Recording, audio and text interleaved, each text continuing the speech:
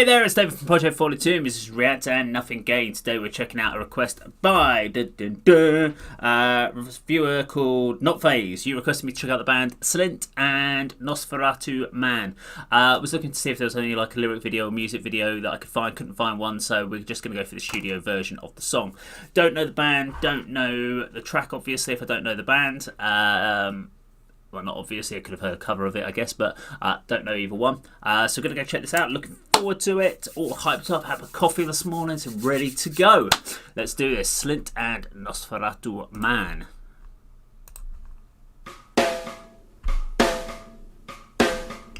Okay.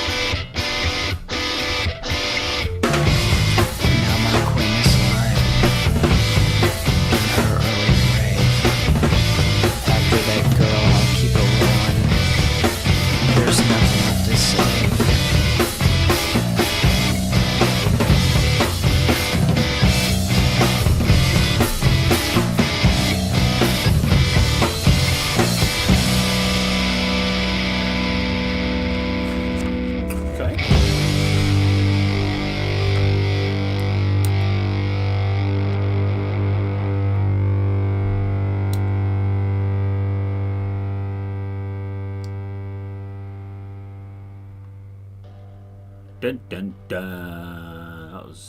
That's a well long outro. Okay, so that was Slint and Nosferatu Man. There is another 10 seconds, but I'm assuming there's nothing more at the end of the 10 seconds of this. If there is, I'm sorry about that. I have cut things off before, actually, on videos. Right, let's talk about this track. I actually like this track. I don't know if I always say that, actually. Like, it's a surprise that I actually like music occasionally. But I like this track. I like the fact it was really loose. It's got a bluesy vibe to it.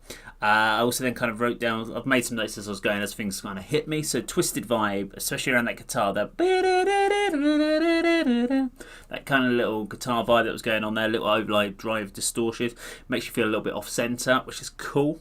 Very kind of remind me of early 90s crossover grunge era, so I'm not sure where they sit within genres, fields, etc. I do like to try and put bands into my head so I can kind of position things on a map in like where the band sits, where do they kind of correlate to other bands. But for me, this kind of felt like a 90s era, grunge era type band. Very hooky riff, very rotational. Wasn't a standard 4/4 drum beat or 4/4 time signature. They were playing on the off, which is great. I like that. Reminded me of kind of thoughts of like carnival, merry-go-round, kind of very... just that kind of carnival fair, very twisted kind of production type thing. I mean, the overall production of the track is a real kind of... It's not the best production, but it actually suits the song really well. What they've done is they've put a lot of overdrive fuzz on the guitars. Now, nowadays, you'd just not really do that. Maybe some bands like the White Stripes might do that, but...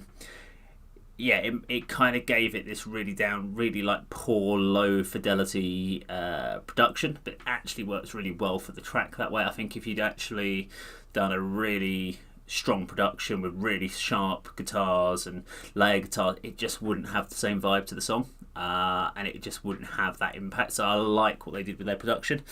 I do think the song was longer than needed. I think the last sort of 2 minutes of that track were... filler. They were just playing and playing. You could have taken about a minute and a half off that and just condensed what was in the last 2 minutes into about 30 seconds worth of material, and it would have been fine with the song. It wouldn't have impacted it in the slightest. I did. That's where you can almost see me looking at the time signature at the bottom of the video to see how much longer's left, because at that point you're starting to lose interest in the song. I've kind of had enough, and that was around about 3.5 minutes when that kind of hit me. But yeah, cool track. Really enjoyed that one. If you like the video, please subscribe, click the bell icon, like and share, leave your comments down below, and I'll see you on another video sometime very soon. Take care.